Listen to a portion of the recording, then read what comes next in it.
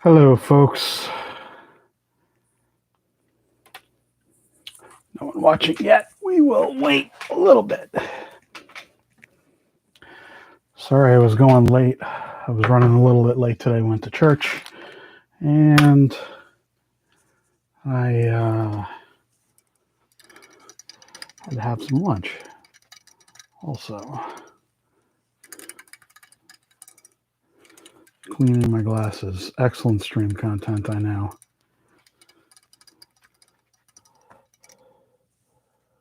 Holy cow, there we go. There's 6 people. And holy cow, I can see.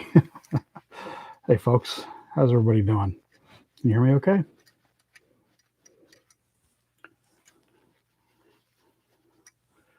Today, we're going to talk about a couple things that were in my news on Friday, including the slot invasion guides that are out now, as well as some of the releases that were just put out. Hey, 14 people. How you doing, folks? Hello, Slot Car Man Cave. Cheers. Good to see you. I appreciate it. Yes, I had Wendy's today. Don't judge. I got a little bit of a cough, too, unfortunately. So I think I got some allergies working up. 16 people. Let's get rid of the phone for a while, shall we? Okay. Hey, Mac. Good to see you. So what are we going to start off with today? Well, we're going to start off today with a little bit of discussion of fun little bits of scenery. Now, these cones are from Digital Racing Solutions. And hello. Hey, John. Hey, GT. Taylor. Cheers, guys. Digital Racing Solutions and little bits of scenery. Yes, these are not really a new idea, but it's a fun little idea that I think, hey, Mark, I think more companies need to get back into, I've talked about this before, kind of, where's all the fun in slot car sets? I've been thinking about this a lot recently, because someone commented, and I don't fault them for commenting. I'm not going to make a big deal out of it, but I commented on a recent, I guess it was a recent video, recent news about slot cars being toys, right? And I know this is something I go on and on about. So some people may think that it's like, you're a little tired of hearing it, but one thing I think we learned in the pandemic, the last now, unfortunately, 2 years, is that one thing we really may have been, hey, Adam, if I could visit Brian Young's shop. Well, I have visited there many times, but it would be cool, yes, if I could go there. I'm not in a position to do that now because of the job that I have. I have to, work during the week. And Brian's 8 hours away from me, minimum of an 8-hour drive. So yeah, it's not possible. It would be nice. I agree. I like Brian quite a bit. He's a really good guy. So one of the things that the pandemic showed us is the importance of relaxation. Now, whether you call that play, whether you call that relaxing, you call it whatever you call it, make no mistake, it's important, right? So the idea of having toys or having something that's a diversion, something that you can relax and enjoy, that's not work, that's just something that's makes you feel good. Now, whether that's hunting or fishing or playing with toy cars or playing with toy trains or, yes, a hobby. I agree. So, yes, U of M. I agree. So if you call it a hobby, that's fine. If you call these scale models, that's fine.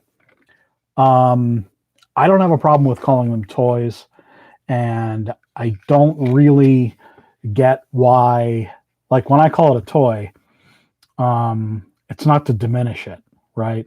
It's not to make it something less than it is. And that doesn't take away from, your enjoyment of it. It doesn't take away from uh, what it is. I mean, these are meant to be toys.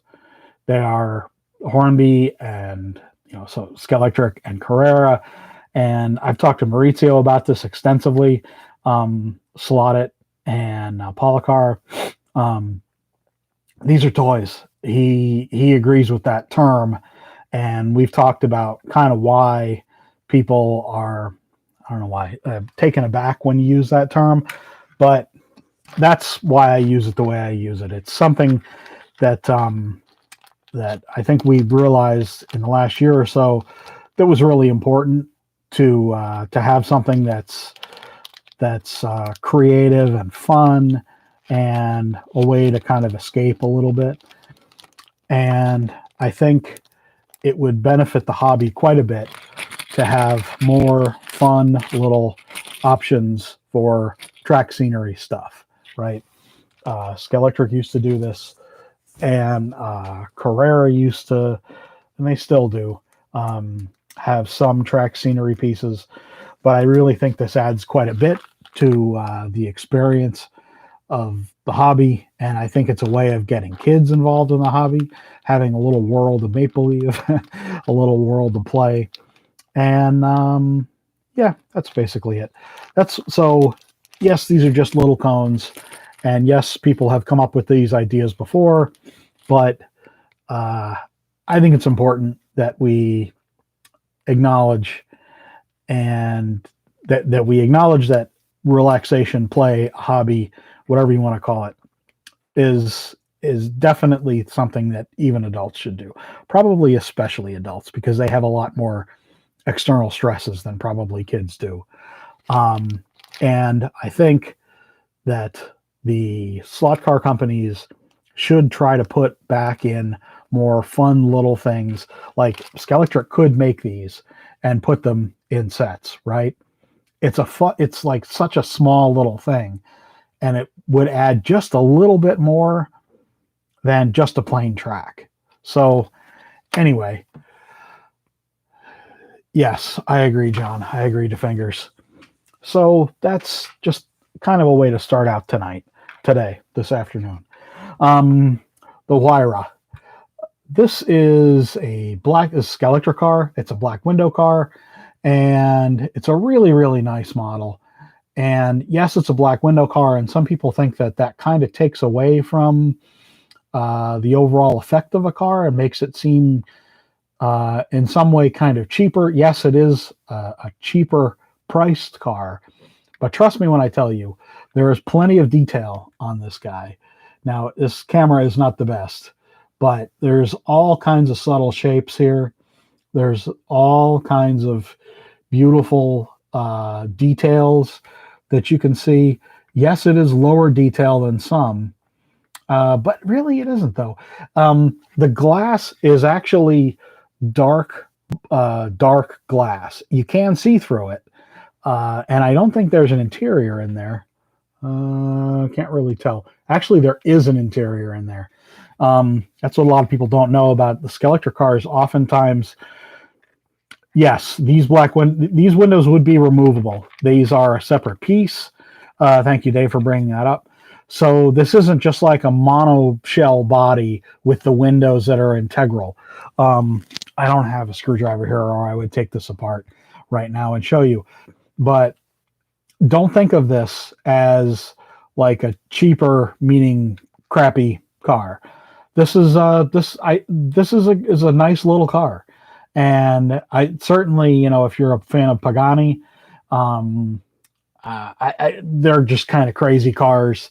It does have a DPR door on it if you're a digital person, but I think this kind of car is appropriate to have as a black window car, because usually when you see this kind of car in real life, the windows are black on it.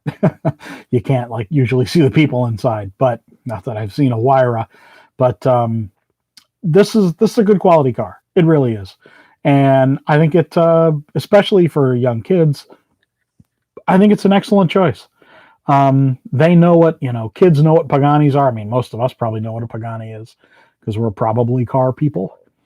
And I think it's a beautiful little car. Anyway, so something else that's recently come out is, and I have a bag, I have 3 samples of this here that I got sent, is the Predator, the 17,500 RPM motor. I made the mistake of calling this a slim can motor. It's not a slim can motor. It's a big block motor. COVID brain, still a little foggy here and there. From the, I had COVID like about 2 months ago, when I wasn't streaming for a little while, and I'm still a little foggy sometimes. Anyway, so this is a little slower motor, which is cool. So you don't have, a monstrously powerful motor. Yes, it's still got a lot of torque. How many grams of torque does this have? 250 centimeters of torque, which is a fair amount of torque. Let me get that exposed for you there. There you go, guys. It's got cooling holes on it. Slot Car Corner sent me these samples. I got 3 samples here. I'm going to put one in our car soon and try it. I'm not a huge fan of big block motors, because I like a little milder motor, but this one seems like it's pretty mild, so I'm going to give it a try. Sorry, I got some coughs working up here with some allergies or something. I don't know what it is, but anyway, so these motors retail for $8.99.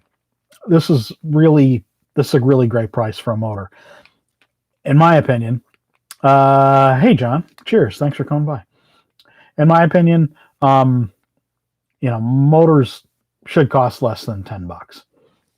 I like the idea of these motors being, done by the hobbyist guys at Slot Car Corner, aimed at hobbyist guys like us, and I like to support the guys. And thanks to them for sending me these motor samples. I definitely will be trying these very soon. Next, what do we got? We got everybody's favorite. Hey Shane, how you doing? The Skelectric Cuda. So I've mentioned this a million times. People are probably sick of me saying it. This was basically the last project I worked on for Skelectric, and I think they did. I think we did a pretty good job on the car. I was only able to get to the point of when they sent me renderings from the CAD files. They had me, look at them and see. Hey, Monty. Cheers, man. I just mentioned your cones there.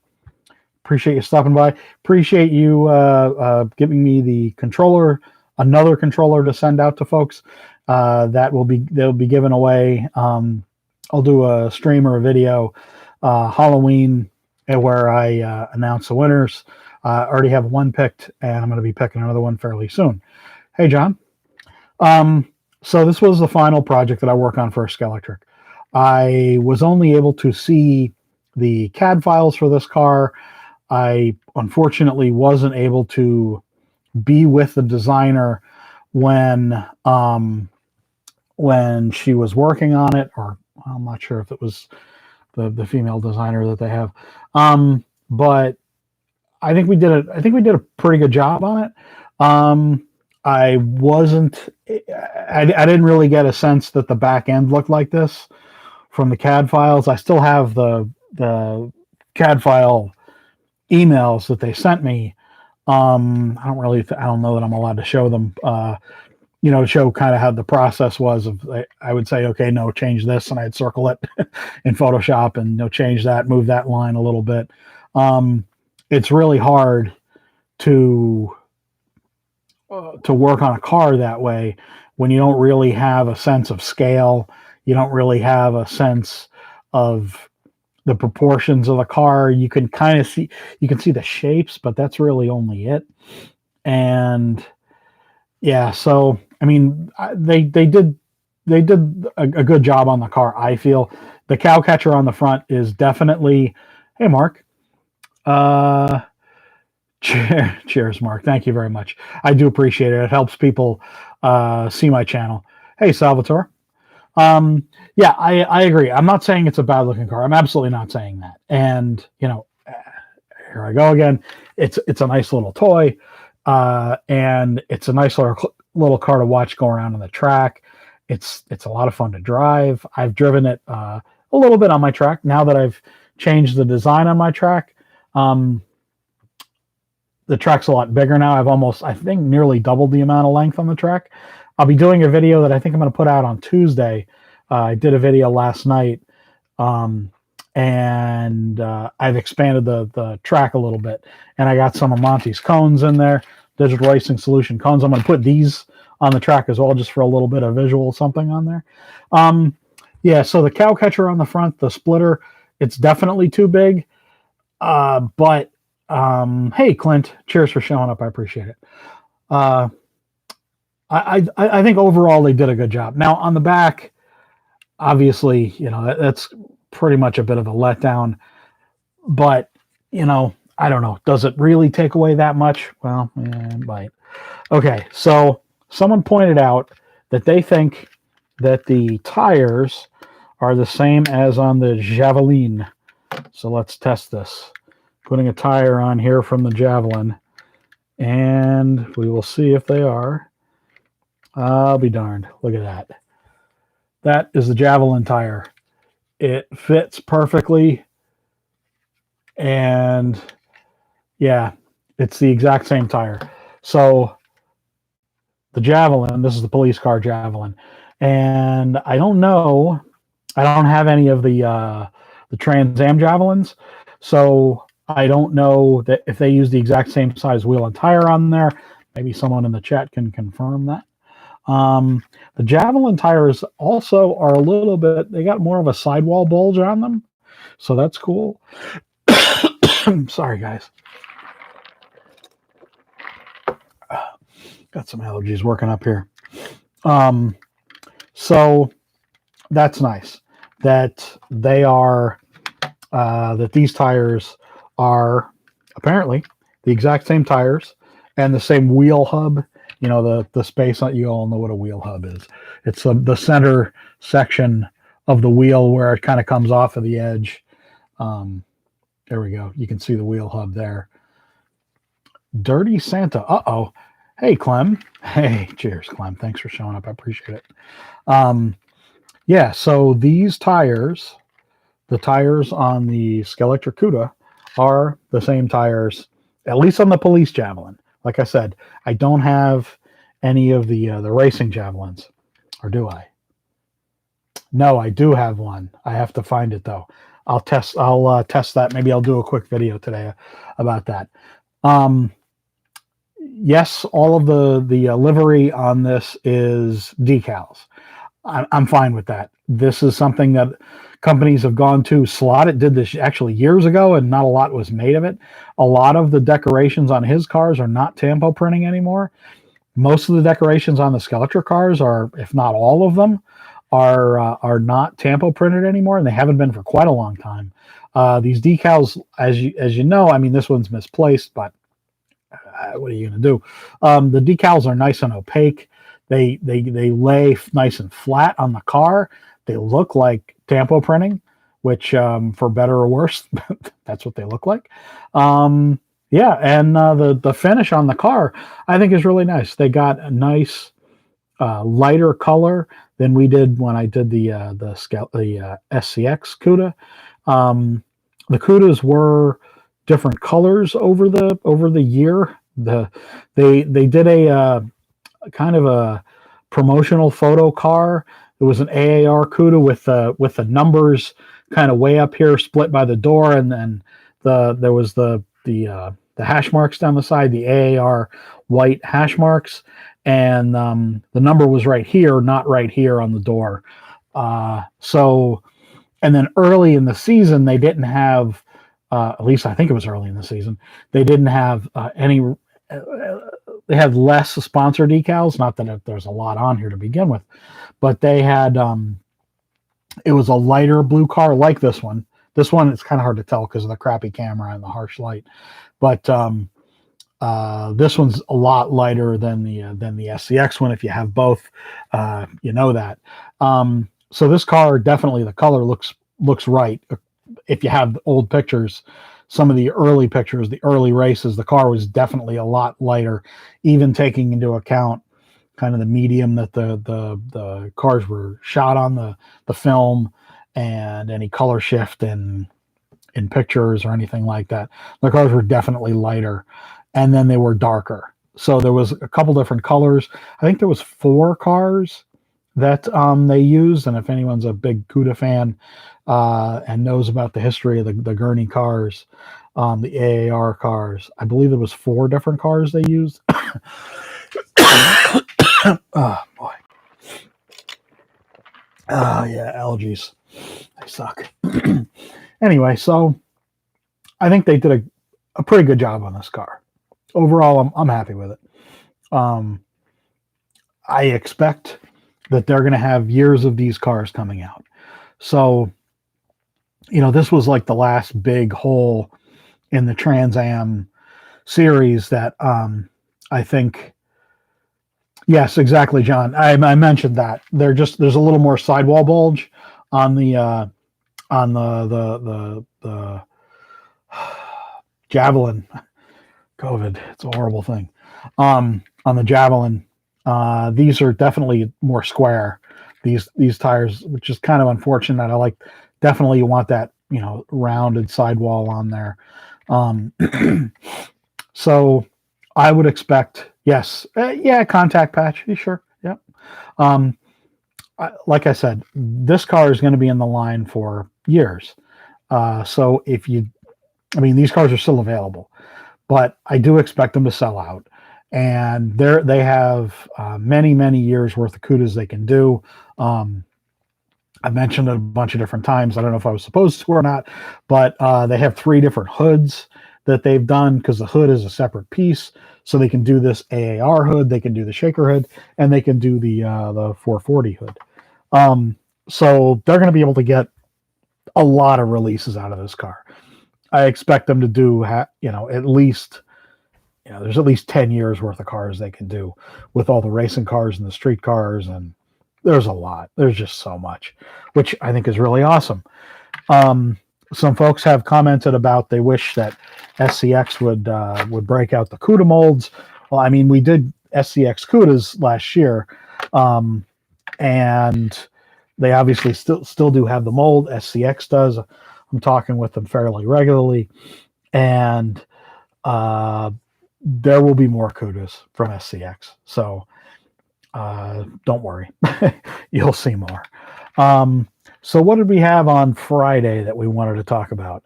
There was some nice BRM cars. I like the Mark 1 or Mark 2 Escorts. They look really nice. I especially like the purple one.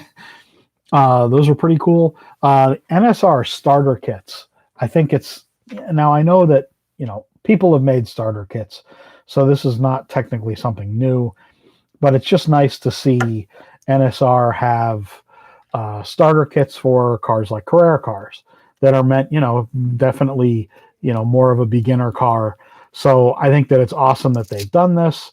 I know they've done this in the past, but I think it's definitely a good thing that that they've done starter kits for Carrera, because it allows new people to get into trying the upgradable parts, the more performance parts, and it's an easy way to do it, right? It's what car to use it on. You can see in the picture that they show how to put it together, right? It's not that daunting a task.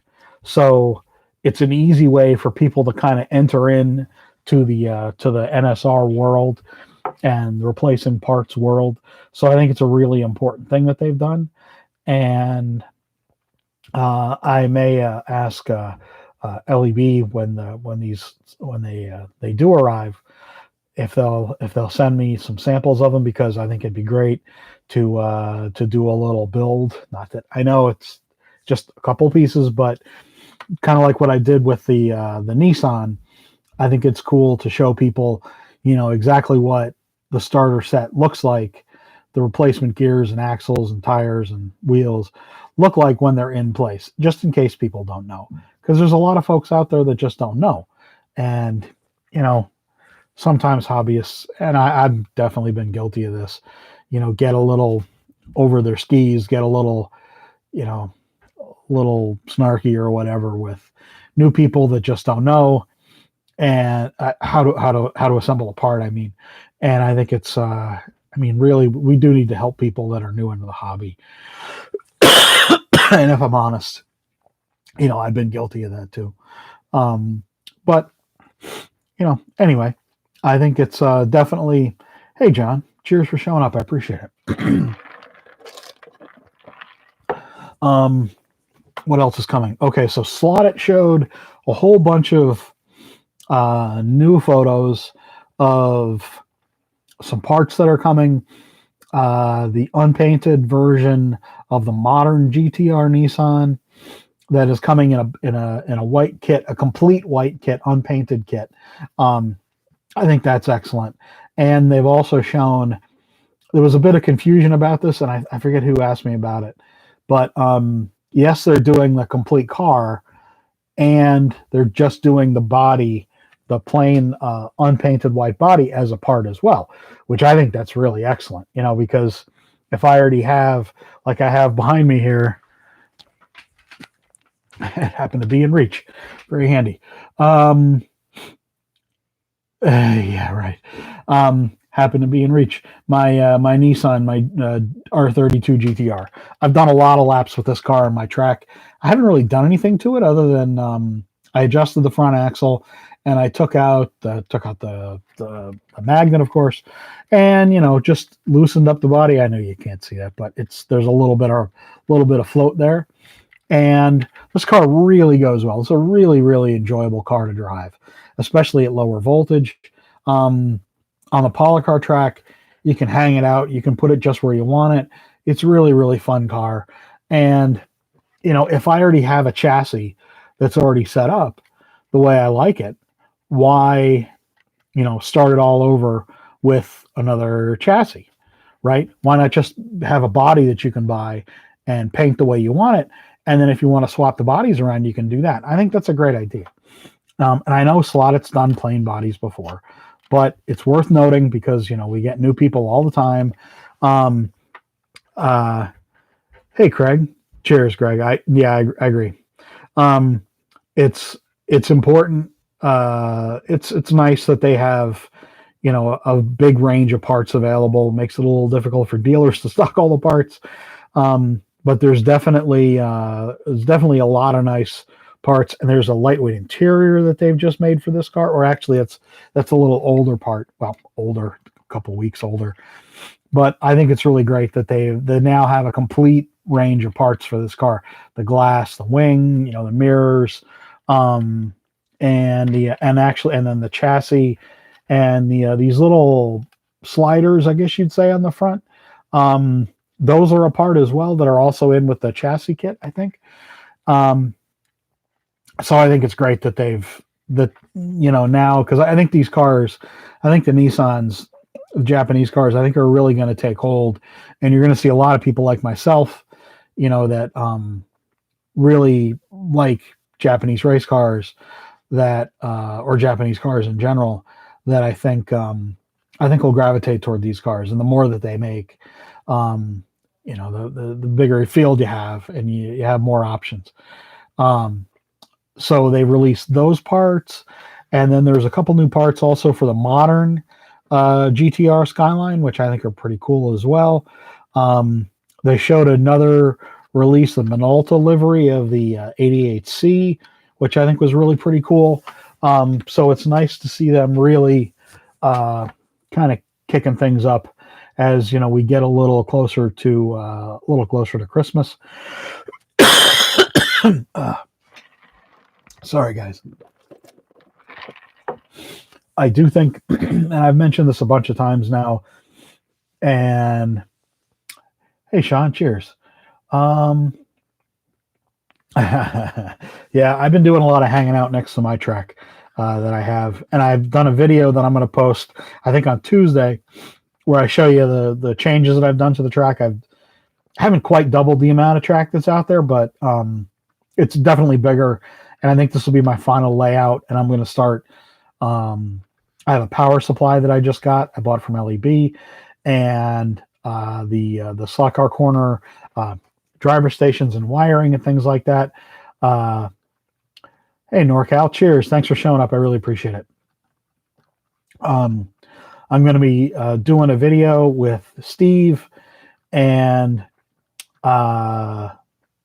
Steve Sautel from Slot Car Corner to show kind of how you install a wiring kit. I'm not a guy that really knows how to do wiring, right? That's not a thing that I personally know how to do.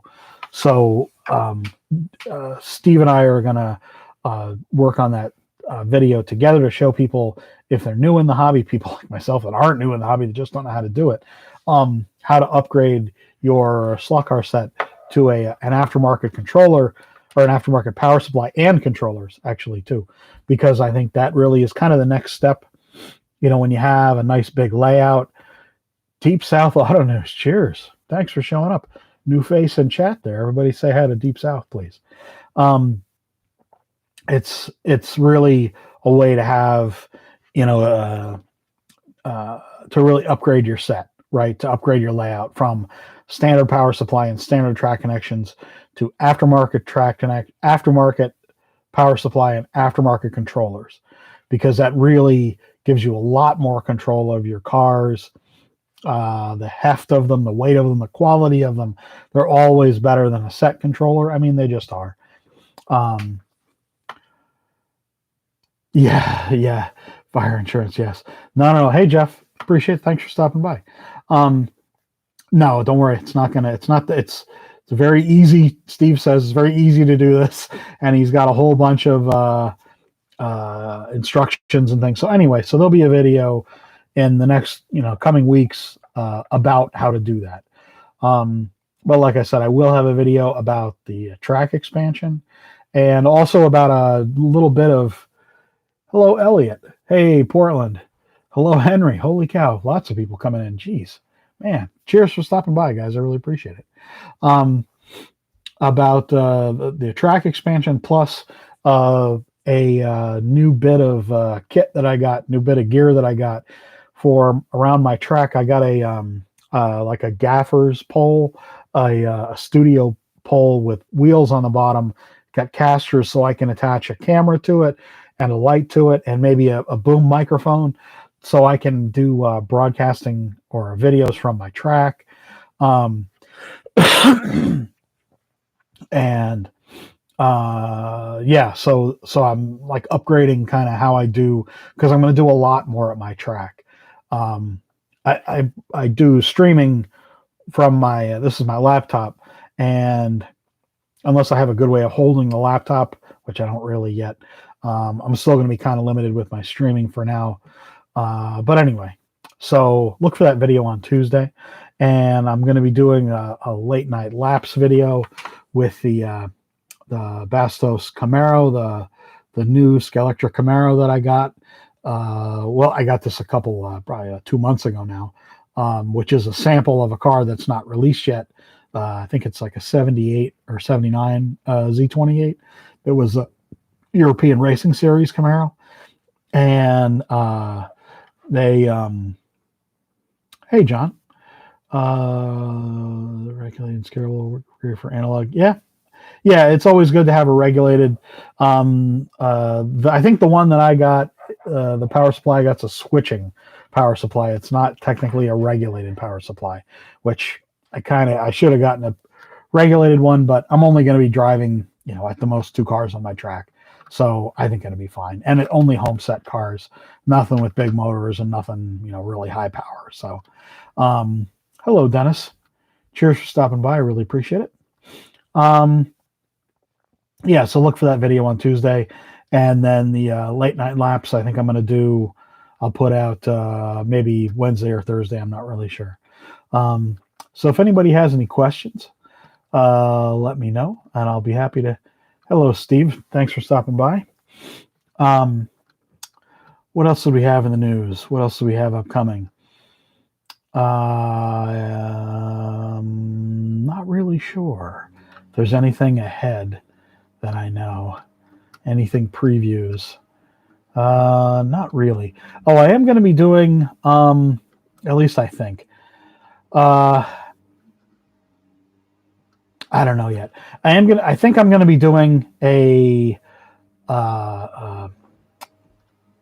membership thing here on the stream, which would allow folks to get different little emojis you can put by your name.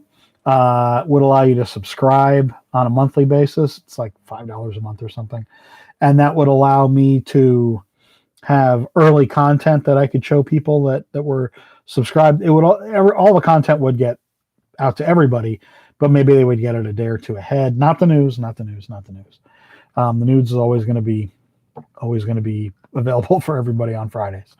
So I'm trying to decide about that, just because it's, I'm having a little more production costs, and I'm happy with the upgrades that I've done. So anyway, braid preference, DeFingers asks. SCX Pro braid. You can't get it anymore, unfortunately. I'm going to be asking the SCX folks if they can make the Pro braid again. Pro braid is very thin, it's a nice tight weave, but it's very thin. Like not the width, the actual thickness of the braid is very, very thin. It's like Skelectric. Like the thickness of Skelectric braid, but a much tighter and wider weave, a lot higher quality. It's really nice stuff. It's really, really good stuff. And whenever I've seen it, when I've been traveling, like in my previous job with Skelectric, I would buy it. If I'd go to a store, slot car shop or whatever, and I would see any of it for sale, I'd buy all of it. Unfortunately, I don't have a lot of it, but I have some. It's a lot more bendy than the brass braid that Skelectric does. No, Shane, the wheel sets are not out yet. Well, those three that I showed, they may have other ones. I'm not really familiar with, all of the NSR product line. I probably should be. I need to get a print catalog. I really prefer print catalogs. I like to page through a catalog and look at it. So the Pro braid, SCX Pro braid, is probably a little closer in kind of bendiness and suppleness to the NSR braid, the standard NSR braid, which is not quite like the standard. This is a slotted car, of course. The standard slotted braid, it's pretty stiff, which I don't really like as much. It's also fairly thick, like the thickness of the braid, not the width of the braid, the thickness. It's a little thicker than I personally like. This is all like wildly personal preference. But that braid, I really, really, really love the SCX Pro braid. And then I do really like the NSR braid. Of any of the companies, of like literally any of the companies that make braid now, like bar none, any. NSR is probably what I like the most on the stock cars. It definitely, it's nice and easy to bend, and you can position it just the way you like, and the braid's nice and tight.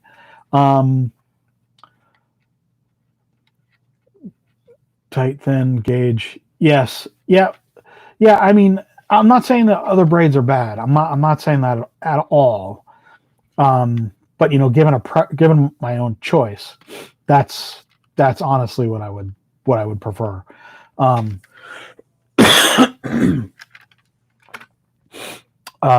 else can we talk about?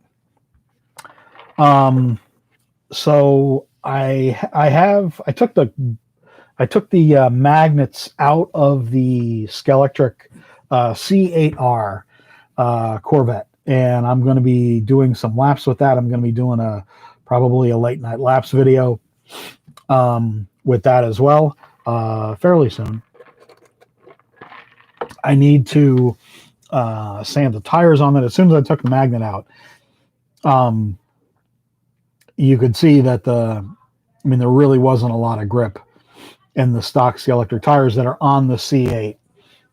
So the magnet really pulled the car down, because on my track with the magnet, the car was just screaming around the track, even at 9 volts. But without the magnet, it was just all over the place. It was absolutely all over the place, which you got to expect, because it's a very, very lightweight car. So I might do that today, actually, if I don't play video games. I probably will do a little bit of sanding on that and do some laps with that car, and give you my thoughts about that. So speaking of the C8, I have a friend that is buying a C8, a real one. He's going to be taking delivery of it next year. It's I forget what model it is. It's not I don't know that it's a ZR1. Now, a real one, mind you. And he's going to be taking delivery of it next summer. And the first weekend he gets it, he's going to let me take it for a drive so I can do the Z06, exactly. He's going to be letting me borrow it to do a review on it. A real Corvette. So that'll be interesting. I've never done a real car review. Well, I mean, I'm full of opinions, so it won't be that hard to do. But it's going to be funny to get a car that's crazy fast, brand new car, and do a review of it. He lives near Philadelphia. It's Rich Shanfeld from Great Traditions. So yeah, I'm going to be doing a review of the real Z06 probably next summer. He thinks he's going to be able to take delivery of it. So that'll be fun. 60 people. Thank you all very much. I really appreciate it. If you all feel so moved, please hit the like button. It helps the channel. Even actually, people, I think if they give the video a dislike, that is an interaction with the video. So it actually helps me it actually helps me as well, because even if you've given it a dislike, but please don't, then it helps me have more visibility because people have interacted with it. So even if you dislike it, you're still helping me. but please don't dislike it. That would make me sad. Hey, Talvin, cheers. Thank you very much. Zoom, exactly. Get the slot routed by then. Yeah, the slot in Philadelphia. Yeah, I plan to route the slot in Philly. I don't know when's the F1 race. I actually didn't know because I was at church. Hey, Murray, cheers. I'm not really sure. When does it start? Does it start right about now, actually, or it's got to start sometime soon, right? I mean, I'm a Hamilton fan, and I mean, Verstappen's okay, but I'm a Hamilton fan. I think he's great, and Lando. I mean, I'm definitely becoming a Lando fan. Oh, 1:30. Okay, well, we might wrap this up in the next couple minutes then, because I'll let you all get to the F1 race, and I can go watch it too and relax for a little bit. Yeah. So I don't know who did well in qualifying. I didn't see quali yesterday. I think maybe Verstappen was top in qualifying, but I'm not really sure. But I'm Hamilton primarily, and then Lando, until we get an American driver that I like, which evidently may be happening in the next few years. I see that Williams signed a young guy from the U.S. for their academy, which I think is fantastic. I hope we do get, and we have Miami next year, which is very cool, and Austin obviously again next year. And I think they're still talking about having a race near New York City, which I think would be a goddamn disaster, pardon my language, for traffic around New York City. But it would be great because then I could go, because it's an easy drive for me. It's only about 4.5 hours away to the city of my birth. Yeah, so that's probably my pick. I'm not a big fan of Circuit of the Americas. I know that's heresy to say, but I think Tilka designed that track as well. And I haven't seen a Tilka track that I really liked. They all just look kind of tortured, and no real flow to them. Old school tracks like Spa, I really prefer that kind of track like Monza. Um, so, hey, Roger, cheers. Three F1 at 3. Okay. Interesting. All right. Well, anyway. So what else? Was there anything? I was trying to think if there's something I saw that was coming. Green flag at 3. Oh, green flag at 3 o'clock. Okay, that's fine. Laguna would be nice. It would be really amazing if we could have F1 back up at Watkins Glen. Watkins Glen's only a little over an hour and a half from me. There's no way that they could have a race at Watkins Glen ever again. There's just no hotels in the area. It's a nightmare. Even when you try to go for a fairly, I mean, like when you try to go to see NASCAR, there's no freaking where to stay up there. All the rooms get taken up like immediately. There's only a few hotels in town. I just love Watkins Glen, and I would dearly love to see them get back to the track there. But it's like a hockey expansion team. You forget they exist. Exactly. Hockey expansion team. Yeah, right. What else did I see? Oh, there's been some threads about on the boards about, kind of what would you like to see Skeletor do for more cars, more like TV cars, that sort of thing. This is definitely in their plans. They've, it's obvious when you look at what they've done that they're really kind of pushing into that area, right? You've seen the first 2 of the Back to the Future cars released, the DeLoreans, and it's obvious that they're going to continue to do this, because they've had success with that, and they've had success with the Batmobile, and the Only Fools and Horses, or whatever it's called, I think sold fairly well in the UK. Obviously, it's not going to sell much here, but that's okay. So, I think you'll see a lot more cars over the next few years get into the Skeletor line from TV and movie, that sort of thing. Sorry about that, guys. Blade Runner spinner. I would dearly love to see a Blade Runner car. Blade Runner is one of my favorite movies. When I worked in San Francisco at the San Francisco Examiner as a photographer, I had the pleasure of meeting Ridley Scott on a movie junket, and we got to hang out with him.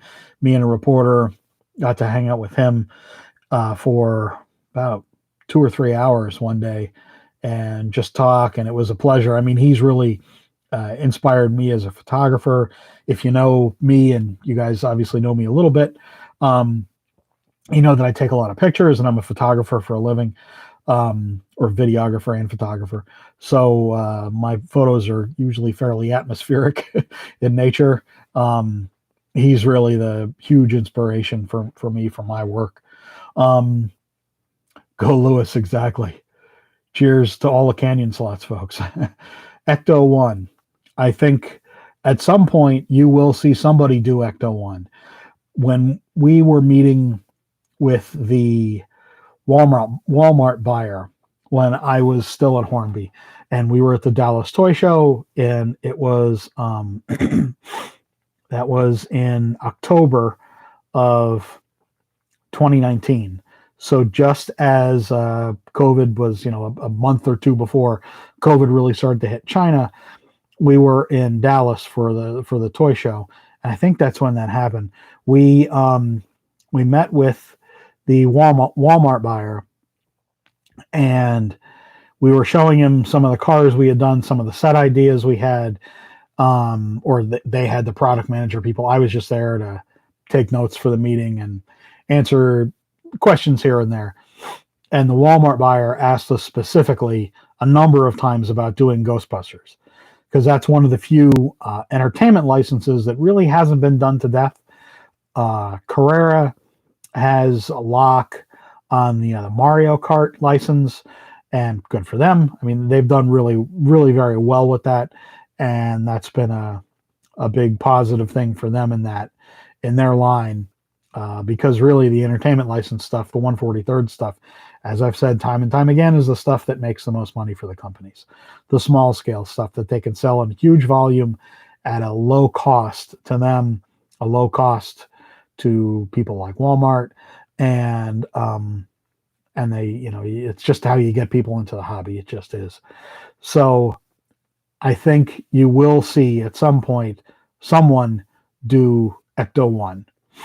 I really hope they do it in 1/32nd scale, because Jesus, one of those caddy Ecto 1s would be what, about about that long? That'd be a lot of fun. John says, wish Skeletor could bring back more track accessories. Won't happen, but I don't know that you're right about that. This was something that we had talked about, and it kind of goes along with the where'd all the fun go in the sets. The Goodwood Chicane, the Hump Bridge, Lamont Start. I brought up all of these in the last time I was at Hornby, where we were discussing product ideas, and I think that I'm agitating for it. I've mentioned it to SCX a number of times.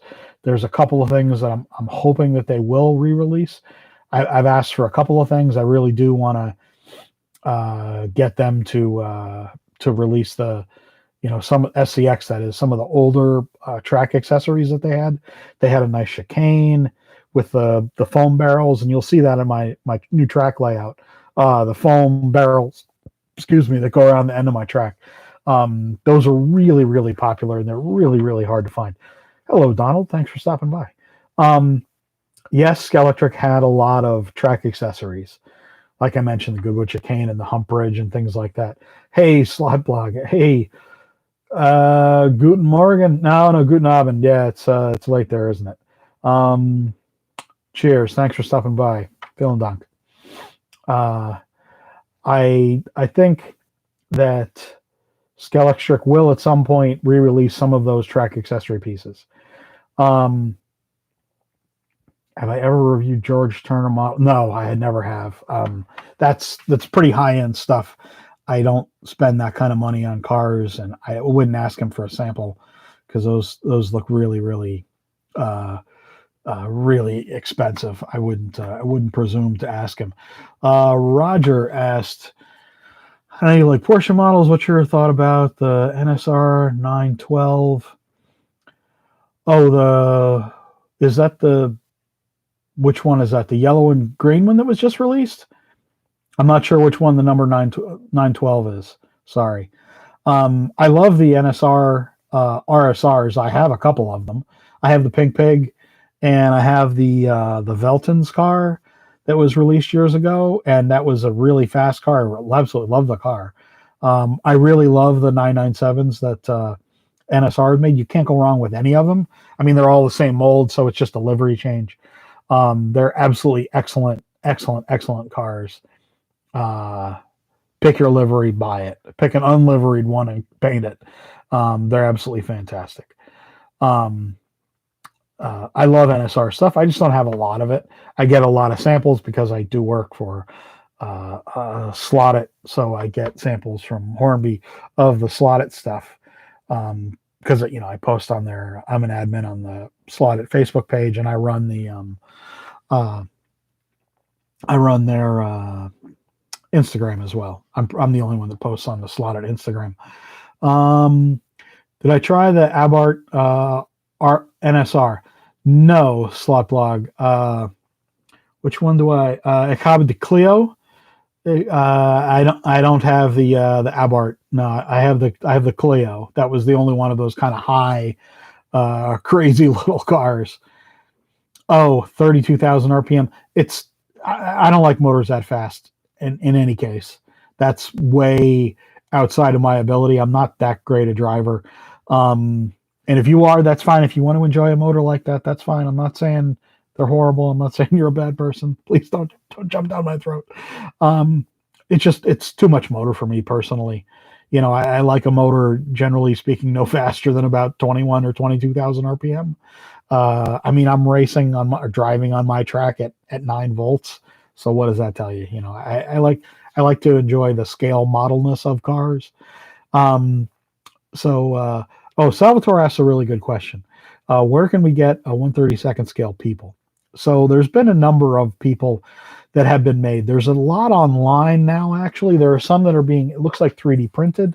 Um, there's a good slot car scenics message board on Facebook. If anyone in the chat knows, yeah, Mark Tyler, is he the one that's doing all these really cool people? I mean, Skelectric has made them over time. Uh, uh, MRRC has made them. A lot of the people that I use are MRRC people. Um, yes, exactly. Sloplog mentions MRRC. They're really nice. They're Revell people. Most of them you have to paint, but they're worth trying to paint. I've done a couple of the figures myself that I use on my videos. SCX has made some. I mean, they're definitely out there, and I would look on eBay. Probably there's a lot of different places. Tamiya figures, yeah. Excuse me. Those are 132nd scale or 135th scale, so they're a little smaller. But yeah, they would be okay. Oh, the 912 comes with a Shark with suspension. Oh, okay. Well, yeah, I mean, that sounds like I love suspension in cars. I love tuning and things like that. So, yeah, I mean, that would be fun. But I do like a slower motor. The Shark, what is it, 21K or something like that? That would be my preference, no faster. I agree, Sloplog. I agree. The Revell figures were really, really nicely done. They're not really hard to paint. I mean, I'm not a great painter, and I've been painting some up here and there. And yeah, I do have some of the Pricer figures.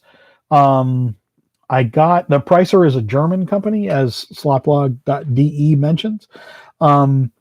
They're expensive.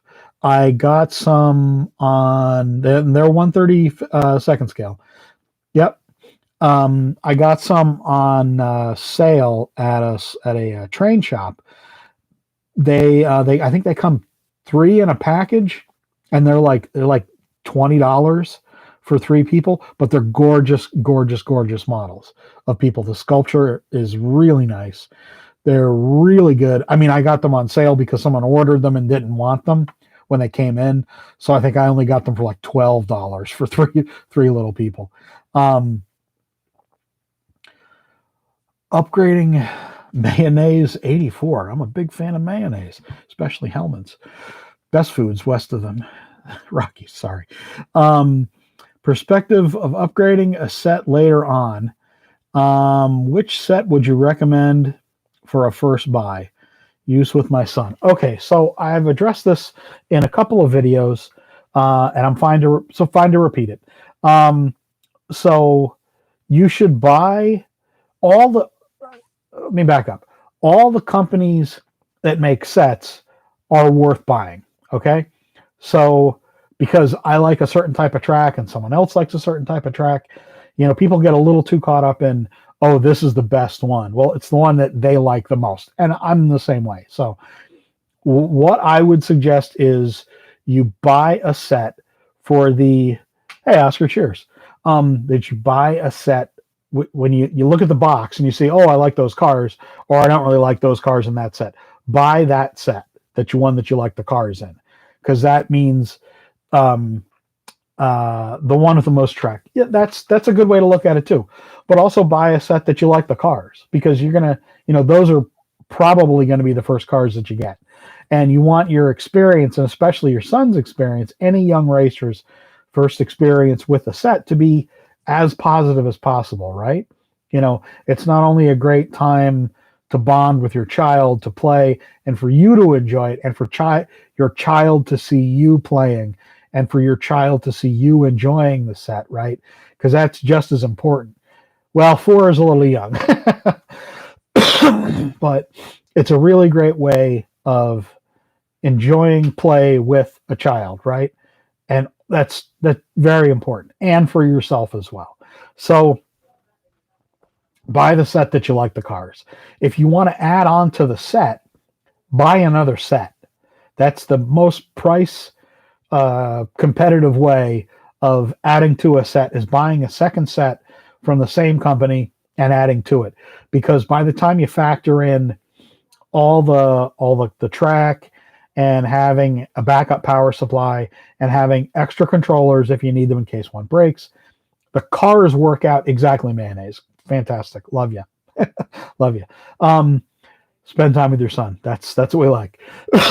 By the time you factor in all the cost of the track per piece, the cars essentially work out to be free, regardless of what set you buy. The cars essentially work out to be free. Now, if it's a digital set, that's even more true, because by the time you work out the track pieces and just one lane changes are pretty expensive. So, you're going to have the cost of the track, and then the cost of the track works out to be everything after that, because you get more fencing, probably, hopefully, and then you get the extra cars. Like I said, the cars are essentially free, and then you have more cars to race and more cars to enjoy. So I'm not going to tell you I prefer Polycar track, right? Prefer digital 132 ones, yes, because yes, they are more expensive, but yeah, I mean I'm not gonna tell you that they're cheap. $250, $300, $350, $375, whatever set you're looking at. It's not a cheap thing. It is an investment, but it is an investment, right? So if you look at it from the point of how much time you're going to get out of it to enjoy it, right? So if you think of it in terms of the games that I play, because I do a lot of online gaming. I play a game called World of Tanks, and I play a game called DayZ. And DayZ is sort of an expensive game. When I bought it, I think it was $50. But I've put about 600 or 700 hours of playtime in the game. So if you break that down over time, it's really not that much of an investment, right? So if you break down the price of a set over time, you're going to get so much enjoyment per hour out of that. Now, I know this is kind of a strange way to look at it, but don't think of it as the upfront cost, right? Think of it as how much time and enjoyment you're going to get out of it after you've had that set for a while. And, you can't put a price on having fun with your son.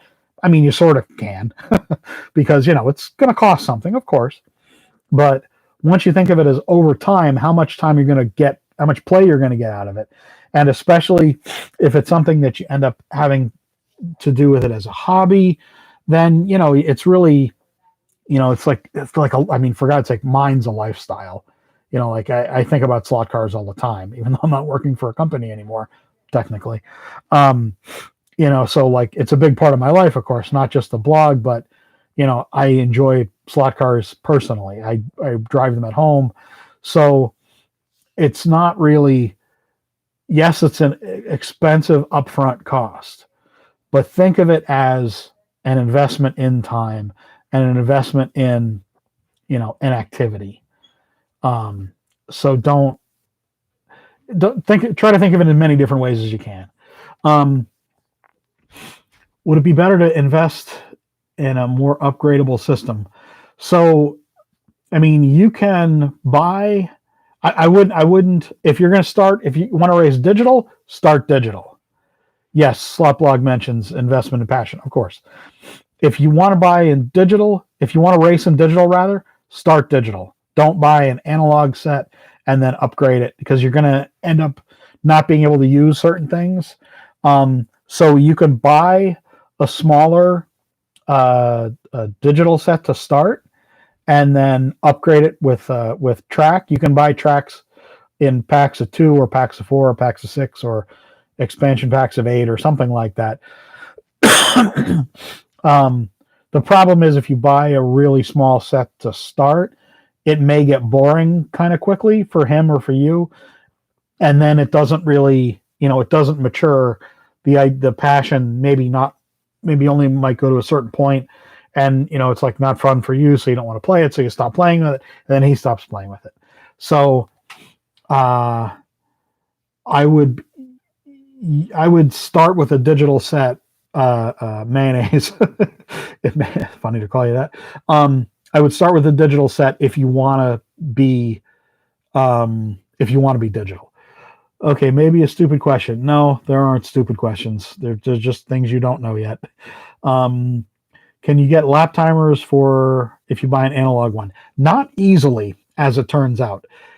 Yes, there is a lap timer that Carrera makes that kind of straddles the track, that it goes through an electric eye and it will count laps. Yes, they have that. It works reasonably well. But for most analog sets, hello, Chuck. For most analog sets, there is no analog lap counting option. However, I have recently bought the German the app Smart Race, and they have an analog plug-in. And I've been lazy about this just because I've been doing work and doing other things. So yes, there is an app that you can put on your phone, and you put the phone next to your track, and the eye, I don't think it's a camera, although it might be the camera. It can see cars go past for I think up to 6 lanes, and evidently, hello, John. Evidently, it works pretty well. And yes, that analog lap counter does work well, I'm told. So yeah, I'm going to be using Smart Race. I actually already have it. I have it on my phone. I just haven't gotten it. Working yet. But that's an option. The apps work great. Okay, well there you go. So yeah, I mean that's digital. With Carrera, it's probably one of the more complete systems because they have an app. It's okay. Evidently, it's gotten better since I worked there. I haven't worked in Carrera in a few years now, so I haven't really followed their app. Arc app race control works well as well. But what I really like about the Carrera system, and even the people at Scalextric will cheers, mayonnaise. Cheers. I really appreciate that. For me, that's what it's all about. The Carrera system is the best, and I'll tell you why. Because the Carrera system, you can use an app, but like I'm kind of tired of looking at a computer screen all day, or whatever. So when I'm thinking about my beautiful little models of toy cars, I don't want to look at a computer screen, right? When I'm playing with that, like it's okay if that's what I have, but if that's the lap timer that I have, then okay, fine.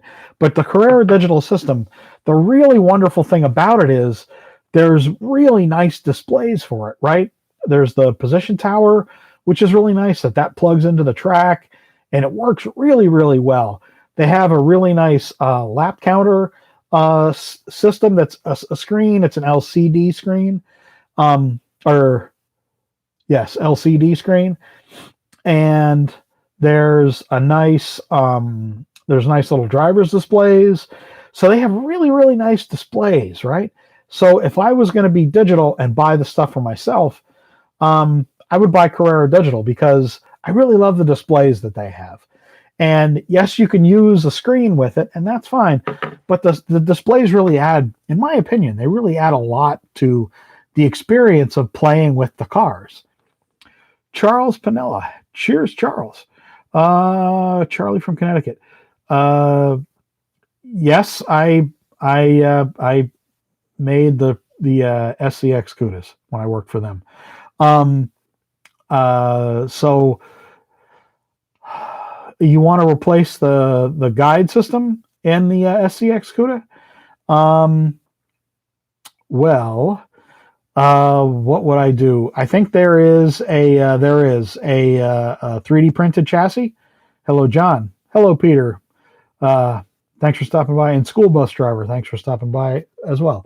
There is a 3D printed chassis that I would use if I was going to upgrade the CUDA from the kind of tabs power supply, the brass strips, to a wired uh, track connection system. Um, that's what I would do. I would not try to cut into the chassis or anything like that. I would just replace the chassis with a 3D printed chassis. Oliver, if anyone can give me a link, and on Shapeways, there's the name. It's called Oliver. They're a company. They're based in Portugal, and they do have a 3D printed chassis for a CUDA that you can put under the SCX CUDAs, any of them, any of the 1/32 scale CUDAs, and put a different guide in, put a slotted pod in. I would thanks to Fingers, I appreciate it. I would use that 3D printed chassis. No, the wiring is replaced with a metal spring. Yes, I know there are springs, there are strips inside the CUDA. Yes, I made the CUDA when I worked for SCX, so I'm familiar with that. You want to put back in the strips, or you want to take the strips out? I'll wait and I'll answer that. If you want to put back in the strips are not available. The chassis aren't available from anybody. If you want to just use the body and make it a faster, beefier body on top of a 3D printed chassis, as I said, that's what I want to do. But maybe I'm not understanding you. I'm sorry. So I'm going to wrap it up here in a few minutes after we get Charles' question answered. Yes. Okay, Charles. So yes, that's the system that almost all SCX cars use. So I know probably you're newer in the hobby and you weren't around when kind of SCX was kind of getting into the market years ago when I worked for them. 2008 to 2010 was kind of like the stronger point. We had people that worked here for SCX, myself and Brian Young, and there was another guy, John, for a little while, and our boss, Chuck, was in Barcelona. And so SCX was stronger then. I may actually do some videos about some older SCX cars, because a lot of people that are in the hobby now don't really know about them. Okay, well, yes, Electric Dreams offers quite a bit. I'm searching for the right word for this. Oh, you wanted to convert the chip, Charles. Yeah, it can be difficult to convert the SCX. It's tough. It's the system they use is great for assembly. It's not great for aftermarket use, aftermarket changes. The plunger system is nice for the digital system because it doesn't require powered lane changes. All the switches are mechanical, so they don't require any power, which means that only the cars get power from the track. So it's a lot better design in that way, and it's also much quicker to assemble in China. So yeah, it's definitely a trade-off there. And a lot of people don't like the system with those strips. I agree. It's peculiar to them. Sloplog DE says, I'm searching for the right word in English. The body is not mounted on the chassis like a Carrera car. You loosen the body to get wiggle. Yes. Yeah, wiggle or float. Float. Yes, probably float. Thanks, Charles. I appreciate it. Thank you very much for stopping by. Yes, so float. You can't get much float in a Carrera car just because of the way they do the cups under the body post. I really hate that, and I really wish they would stop doing it. And you can really get that. Yeah, you can even see this here.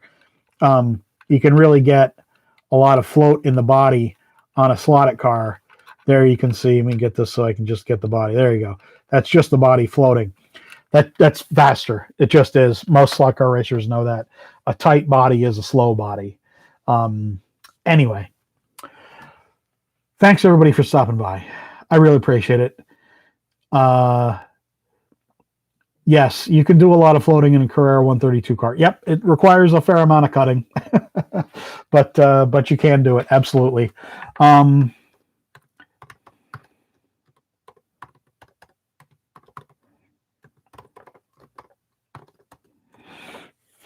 All right, folks. Thank you very much for stopping by. There's my buy me a coffee, which is a way of tipping. If you're so moved to send me a tip, I really appreciate it. It takes a little bit of time to do videos and reviews and things, and I really appreciate all the likes. Really appreciate. Did I ever run the Skeleton Capri? Yes, I believe I did an on track video about that. I appreciate that. So thank you very much. I appreciate it. And John and School and Mac and Steve and John and Charles and Salvatore and everybody, John. Yep, it really means a lot. Chuck. It's some allergies, I think. No big deal. So I appreciate everybody stopping by. Check out a video on Tuesday that I will have out showing some of the track expansion I've done, and a little bit of the rig that I'm using now to do video. And yeah, means an awful lot. Thanks everybody for stopping by. I really appreciate it.